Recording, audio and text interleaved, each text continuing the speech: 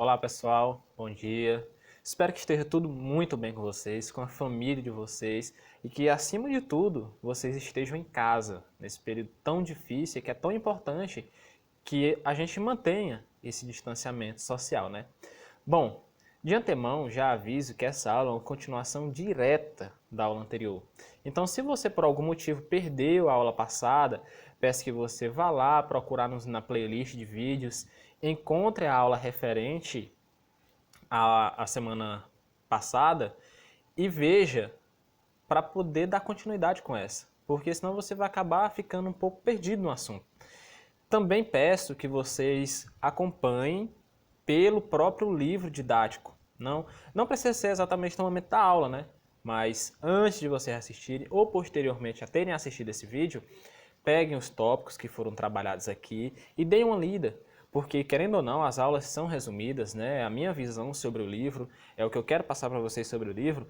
E se vocês, como vocês estão no terceiro ano, vocês têm que ter uma visão muito aprofundada de cada assunto.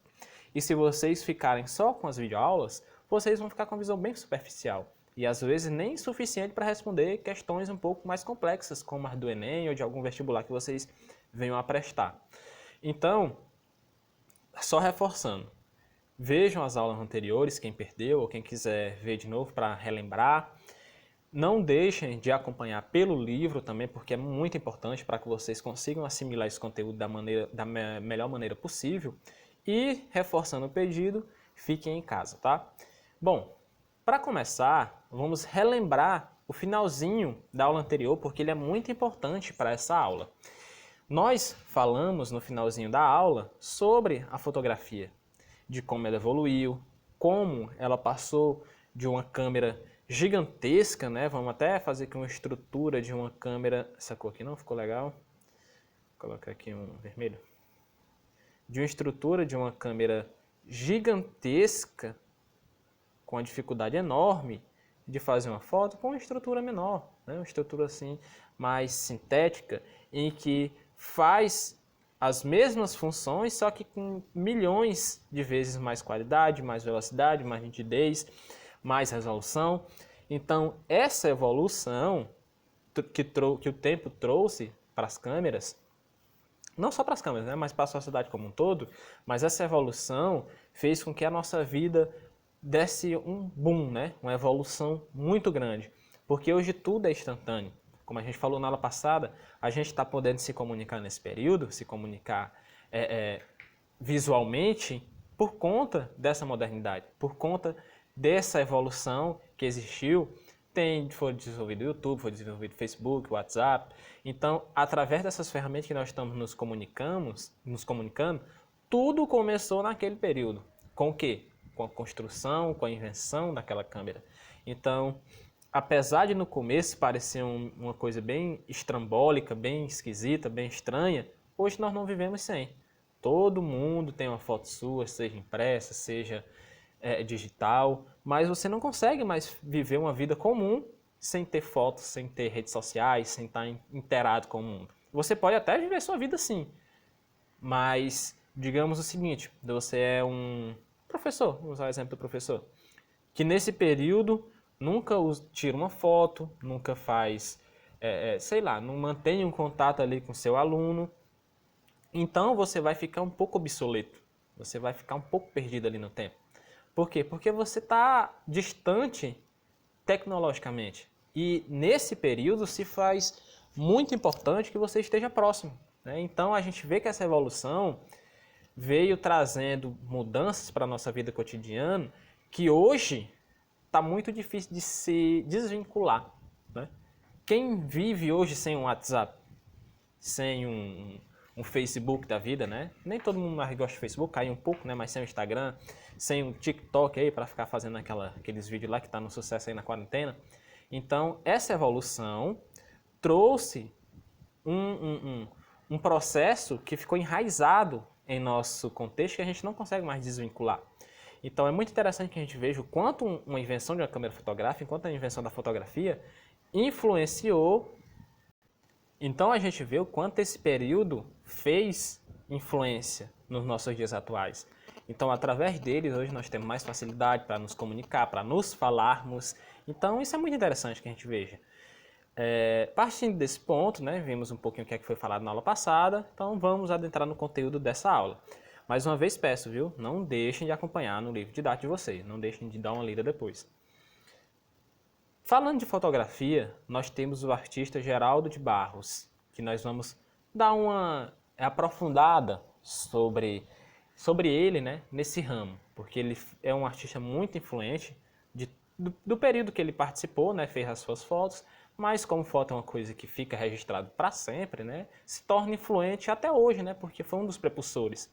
Então, um artista nascido em Chavantes, no interior de São Paulo, foi pintor, gravador, artista gráfico, designer e um dos precursores da fotografia experimental. O que é essa fotografia experimental? Então, digamos assim, ele até construiu a própria câmera fotográfica dele, né? Mas o projeto não foi muito para frente. Só uma curiosidade aqui para vocês.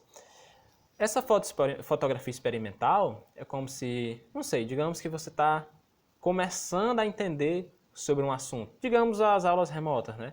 Então a gente passou por um processo de aulas experimentais que a gente agora está incrementando, adicionando, melhorando a partir daquelas primeiras aulas lá que foram apenas no Google Classroom, que a gente viu os assuntos só por lá, atividadezinha.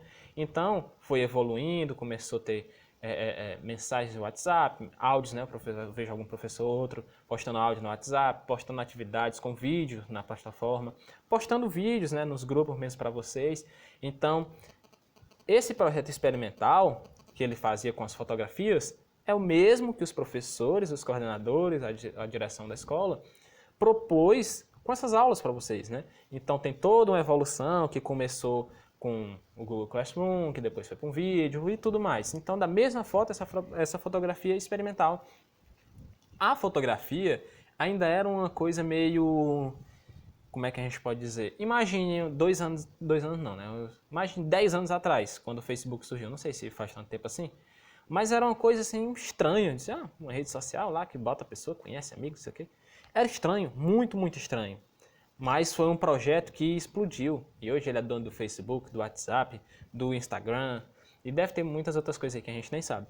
Então, um projeto experimental se desenvolve e acaba trazendo outros consigo. Então a fotografia fez isso, né? Então ele foi um dos precursores dessa fotografia experimental.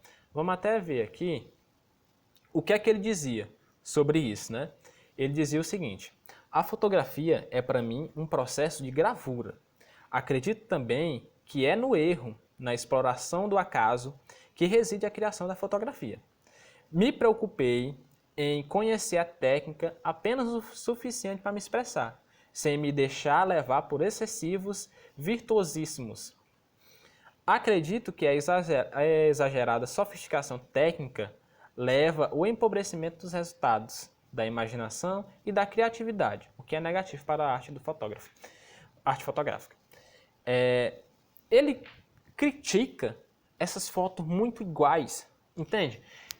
Por exemplo, se você for no Instagram de uma pessoa que faz, fotos, posta boas fotos, vamos considerar assim. Se você for no Instagram de uma pessoa que posta boas fotos e no Instagram de uma pessoa famosa que também posta boas fotos, você vai ver um padrão. São sempre fotos bem parecidas, né, com paisagens, aquela foto com fundo desfocado, aquela foto de um fotógrafo profissional.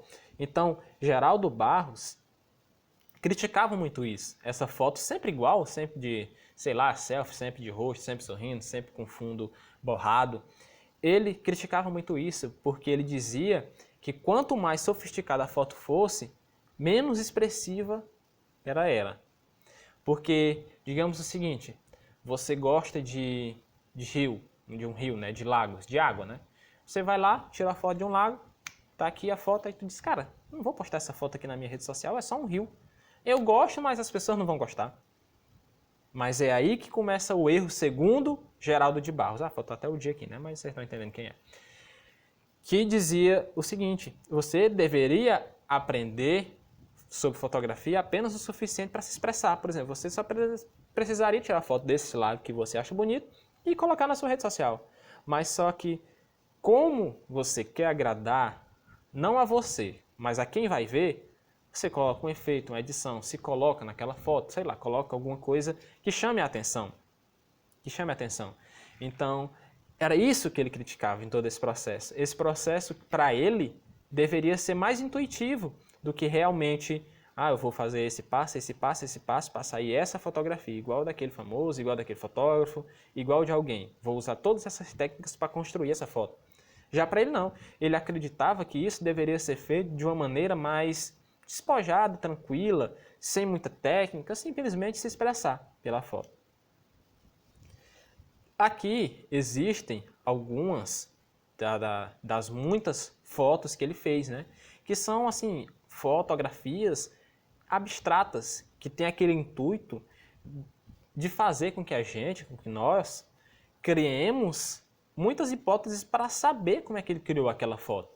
Essa aqui, dessa espécie de gato, né? Imagina que seja um gato, é bem fácil de entender o que foi que ele fez, né? Tinha duas janelas lá, foram tampadas, né? Não rebocaram, ficou com um contexto diferente. Alguém veio lá e fez a circunferência de um animal, que eu imagino que seja um gato, né? Fez a circunferência desse animal. É muito na cara que essa arte abstrata é bem fácil de entender como é que ela foi construída, né?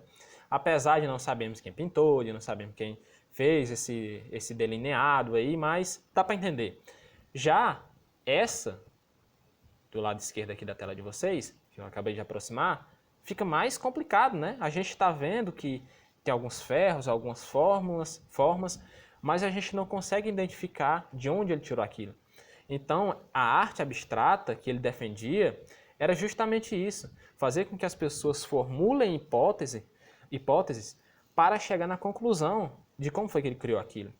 Na arte da direita, nós podemos concluir, mais ou menos, do como foi que ele chegou naquele resultado. Mas na arte da esquerda, talvez a gente não consiga concluir bem isso, né? Então, é muito interessante que a gente veja isso, né? Porque esse processo de levar o intuitivo a imaginar como foi feito é o que realmente uma arte quer dizer, é o que realmente uma arte tenta trazer para nós. Então, é muito interessante que a gente veja isso.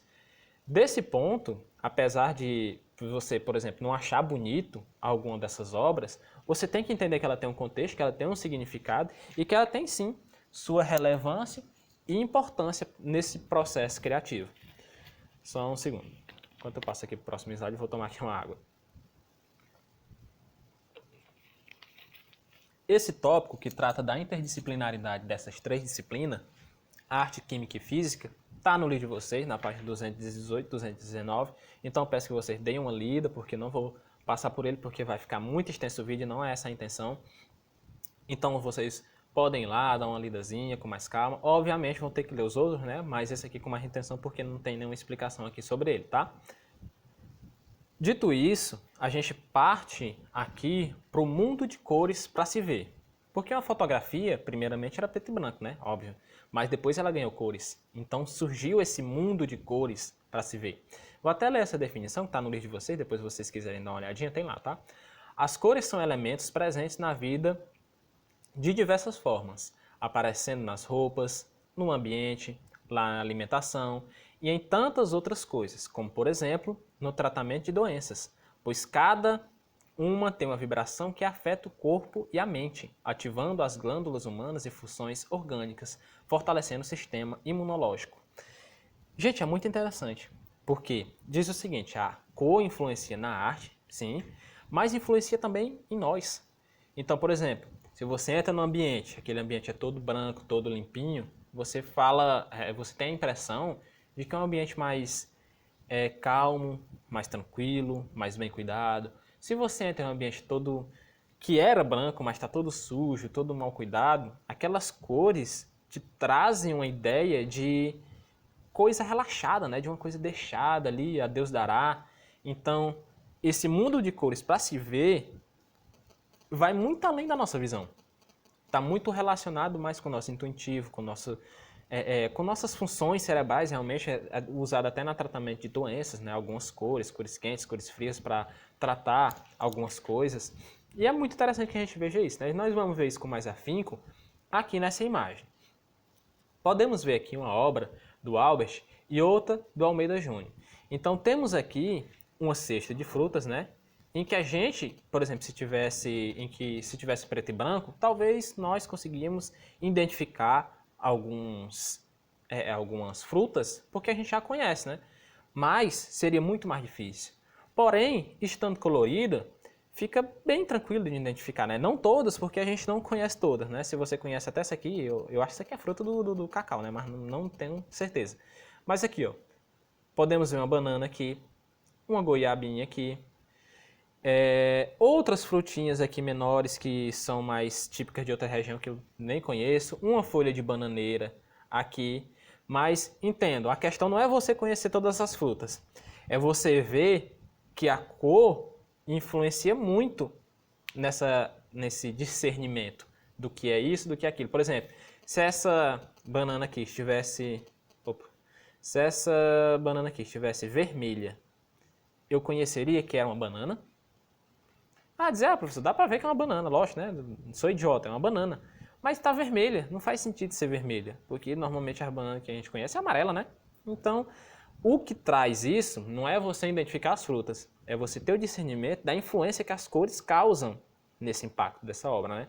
Da mesma forma, aqui na obra do Almeida Júnior, por exemplo, essa textura que ele colocou na parede, que isso aqui é uma pintura a óleo, só a cor você consegue identificar que ali é uma espécie de barro, né? Que é uma casa feita de pau a pique, né? Que é aquela madeirinha com aquele barrozinho que eles juntam, né? Então a gente consegue identificar que aqui o reboco caiu e dá pra ver, né? A tintura caiu, dá pra ver que tem um barro ali por baixo daquela tintura, porque essa textura de cores traz essa impressão pra gente. Então é muito interessante a gente ver essa dinâmica, né? Seguindo, mais uma vez, tem alguma página aqui que vocês vão ter que dar uma lida, né, que é a página 222 e 223, que é a interação entre arte e biologia. Não vou nem ficar me prolongando nisso, é só vocês irem lá e dar uma lidazinha, tá? E, para finalizar, nós temos a poética da cor. Olha só como a cor influencia muito na nossa vida. No lado esquerdo aqui, vocês têm uma imagem do filme It, a coisa, né? Então vocês vejam, são imagens escuras, um tom meio azulado. Não é só porque ele está dentro d'água, né? Mas vejam que as gravações ocorrem sempre à noite porque é escuro, né? Então, filme de terror tem essa poética de trazer tudo mais escuro, tudo mais puxado pro negativo, porque te traz aquela ideia de medo, de susto. Nós associamos o escuro a medo. Então, por isso que as imagens de filme de terror acontecem muito à noite, porque nós, inconscientemente, temos medo da noite, porque a gente não vê o que está ao nosso redor.